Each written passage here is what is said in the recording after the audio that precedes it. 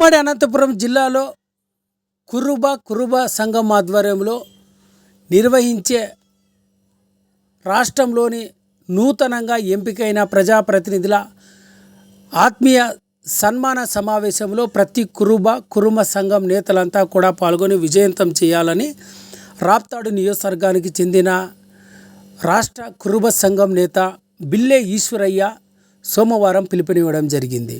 అనంతపురం జిల్లా కేంద్రంలోని ఉపాధ్యాయ భవనం నందు సోమవారం మధ్యాహ్నం 12:30 నుంచి 3 గంటల వరకు నిర్వహించిన రాష్ట్ర కురుమ సంఘం ఆధ్వర్యంలో సమావేశంలో ముఖ్య అతిథిగా హాజరు కావడం జరిగింది. ఈ సందర్భంగా రాష్ట్ర కురుబ సంఘం నేతలు బిల్లే ఈశ్వరయ్య మరియు బోరంపల్లి ఆంజనేయులు, పెనగొండ శ్రీనివాసులు, రామాంజనేయులు తదితర వివిధ జిల్లాలకు సంబంధించిన కురుబ సంఘం నేతలంతా కూడా మాట్లాడుతూ ముఖ్యంగా జూలై 17 లేదా 18వ తారీఖున అనంతపురం జిల్లా కేంద్రంలోనే రాష్ట్ర కురుమ సంఘం ఆధ్వర్యంలో జరిగిన అసెంబ్లీ ఎన్నికల్లో ఎంపీ ఎమ్మెల్యేలుగా గెలుపొందిన ప్రజాప్రతినిధులందరినీ కూడా ఆత్మీయంగా సమావేశం నిర్వహించి సన్మాన కార్యక్రమాన్ని కూడా ఘనంగా నిర్వహించబోతున్నామని, ఈ సమావేశంలో ఉమ్మడి జిల్లాలతో పాటు రాష్ట్రం నుంచి కూడా కురుబ సంఘం నేతలంతా తరలి వచ్చి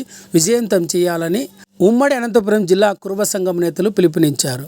ఈ సమావేశంలో రాప్తాడు నియోజకవర్గం నుంచి కూడా పెద్ద ఎత్తున కురుబ సంఘం నాయకులంతా పాల్గొన్నారు.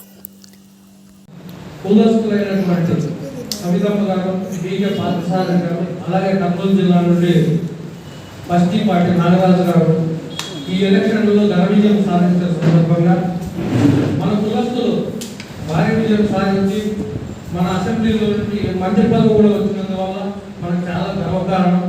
మన కుల ప్రతిష్టని రాష్ట్ర స్థాయి అలాగే దేశ స్థాయి కూడా తీసుకుపోయిన ఘనత మన కులస్తులు ఎంతో పుణ్యం చేసుకున్న వాళ్ళం అని చెప్పని నా భావన. కాకపోతే మన లోకల్లో కొంతమంది పిరికితనం ఉంది. మన వాళ్ళు మన పంచం చేరరు అన్నమాట. పోతారు, ఎవరినో తీసుకొస్తారు, వాళ్ళ పంచం చేరుతారు, వాళ్ళ పూలహారాలు వేస్తారు, వాళ్ళకి జైలు కొడతారు. కానీ మన వాళ్ళ నిలదీయండి, నువ్వు చేసింది తప్పయ్యాలి, అది చేత కాదన్నమాట. ఎవరినో తీసుకొచ్చి వాళ్ళకి హీరో చేస్తారు. అవసరమేమో చెప్పండి.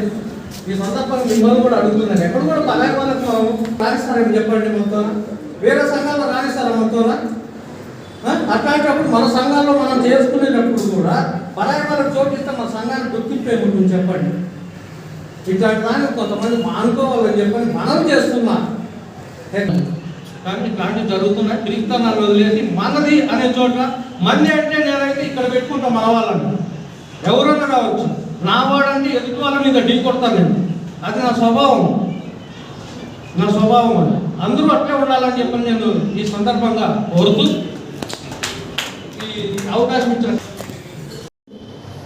చిన్నమలపు కాటి నుంచి, పెనుగొండ రామచంద్రారెడ్డి కాటి నుంచి, హిందూపూర్ తిప్పేశ్వరం కాటి నుంచి, గోపినాథ్ కాటి నుంచి, అదేవిధంగా పాఠశాటి కాటి నుంచి, మన రాగే పర్సన్ కాటి నుంచి చూసుకుంటే ఆ రోజుల్లో మన కుల పెద్దలు ఘనంగా సన్మానం చేశారనమాట. ఆ రోజుల్లో ఆ రకంగా ఇప్పుడు కూడా ఈ టర్మ్లో ఎన్నికైనటువంటి మన అన్నదామైనటువంటి సవితమ్మక్క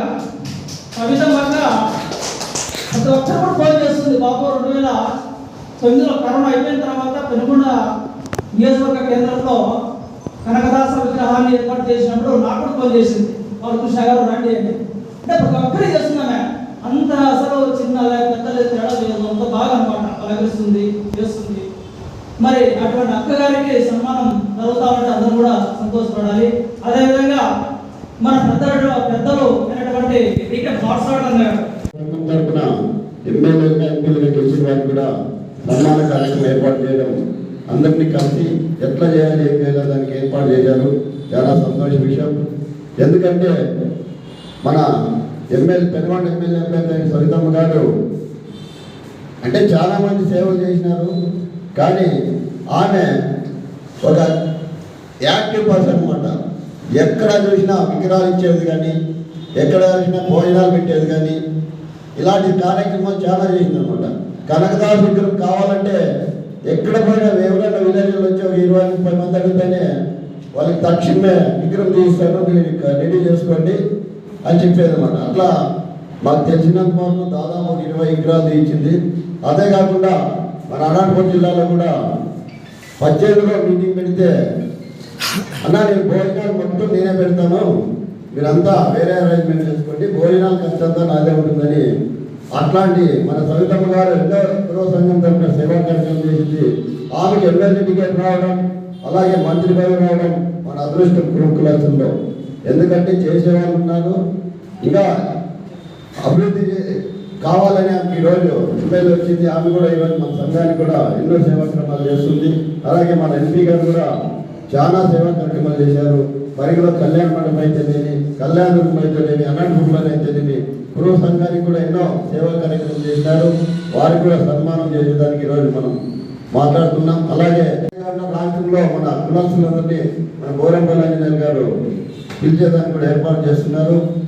అందుకని మన కొన్ని సంఘాలు వస్తే అన్నా నేను ఇట్లయితే రాను, మీరు అందరూ కలిసి వస్తే నేను వస్తా, మీరు ఎవరు పిలిస్తే అంతా సంఘాలు వస్తే నేను మీరు సన్మానం చేసేదానికి నాకు టైం అయిపోతుంది, ఇట్లా 4-5 సంఘాలు ఉంటే నేను రాను, మీరంతా ఏకతాటి పైకి వచ్చి అందరూ కలిసి వస్తే వస్తాము అని చెప్పింది. ఎంపీ గారు కూడా అదే మాట చెప్పారు. బోరంపల్లి ఆంజనేయులు గారు మన కులానికి ఎన్నో అభివృద్ధి సేవ చేస్తున్నారు, కానీ ఆయనకి పైకి ఎక్కితే కూడా కిందికి దిగుతారు మనోళ్ళే. అలాగే రామకృష్ణ సిపిఐ ఆయన ఎమ్మెల్యే గెలిచారు. కృపా యాదవ్ అనేటువంటి అభిమానంతో రామచంద్ర అన్న మాజీ సన్మాన కార్యక్రమం అరేంజ్ నాకు జరగడం జరిగింది. వీళ్ళకి తెలుసు నేను సొంత ఒక తల్లికి పుట్టిన బిడ్డలకు కాకపోయినా ఒక సంప్రదాయం భావించిన ఒకటి మా అన్న రామచంద్ర. ఇట్లా వచ్చి ఊరికి వచ్చేది గెస్ట్ హౌస్లో కన్స్ట్రక్షన్ వెళ్ళిపోతానని పోయి ఎవరు కూడా అంత అభిమానించేటటువంటి నాయకుడు. ఆయన 14 కోట్ల క్యాబినెట్ మినిస్టరు, ఆయన వాగ్దాటి. ఆయన ఉమ్మడి ఆంధ్రప్రదేశ్లో ఏ జిల్లాలో రామారావు గారు ప్రోగ్రామ్ ఉంటే ప్రతి మీటింగ్కి ఈయన అటెండ్ కావాల్సింది. అంత అది ఆయన భగవంతుడు ఎంత శక్తి ఇచ్చినాడు. చాలా సందర్భాల్లో శ్రీనారాయణ రెడ్డి గారు ఇది వేరు ఆయన సన్మానం అయిన తర్వాత అయిపోయిన తర్వాత దీనికి ఏదైనా ఒక సంఘాన్ని చేపిస్తే బాగుంటుంది, మనం కులస్తులు చాలా మంది ఉన్నాము అనేటువంటి ఆలోచన వచ్చింది రామచంద్ర గారిలో 35లో.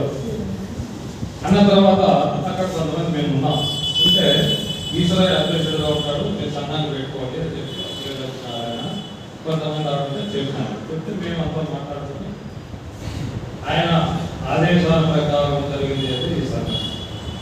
మరి నేను అధ్యక్షుడు కాకుండా విజయ లక్ష్మీనారాయణ అధ్యక్షుడు చేసి అవరేశ్వరాన్ని గౌరవ అధ్యక్షుడిగా చేసి మన ఆస్తి కొంత అన్యాకాంతం అంటే అంటే ఇతరులు దానం ఇచ్చింది రాష్ట్రాల కోసం అది మనం అది మేమంతా కలిసి ఒక ప్లాన్ ప్రకారంగా వాళ్ళతో మనోలే అది కూడా ఆ డబ్బులు వసూలు చేసి నా స్నేహితుడు దేవేంద్ర ఒక చాక్లెట్ ఫ్యాక్టరీ పెట్టుకోవడం బాగుంది. ఆయనకి స్థలం ఉన్నటువంటి కళ్యాణ మండపం 1.5 ఎకరాలు 5,000 కొన్నా సంఘాన్ని. కానీ ఆ రోజు ఉన్న రేటునే తగ్గించాం, కానీ మా చేత కాలే ఇంత చైతన్యం లేదు.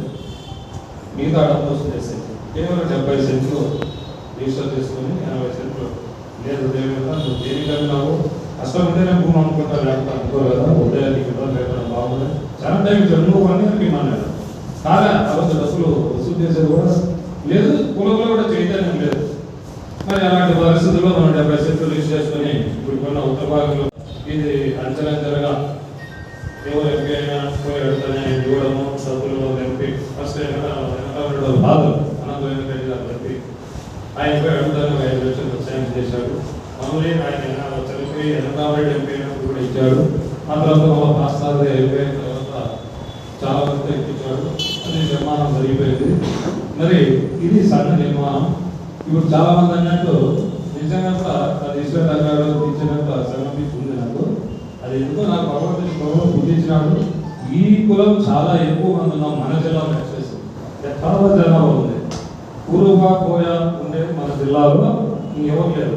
రెడ్లు కమ్మలు ఇద్దరు కలిపితే కూడా 15% జిల్లాలో ఎక్కువ పెట్టుకోండి. వాళ్ళు 15% ఇద్దరు కలిపితే కానీ అత్యధిక జనాభా మనం 2 కులాలు కానీ ఇంకొకటి చూద్దాం సరే జేజేసి ఇద్దరు ఇంకోటి మేము వేసిన సంఘం ఆ రోజు 10-20 మంది కలిసి చాలా గురువు ఇప్పుడు పిలిస్తే వేల మంది వస్తున్నారు కానీ ఈ సంఘాలు చీల్చడం అనేది పోవడం అనేది కొంత అవివేకం అది చేస్తున్నారు కానీ దానికి భిన్నా పడే వాళ్ళని కాలంలో చుట్టూ ఏవో పట్టుకోవాలని మళ్ళీ సర్దుబాటు అయితే చేస్తాం విషయం మరి ఈ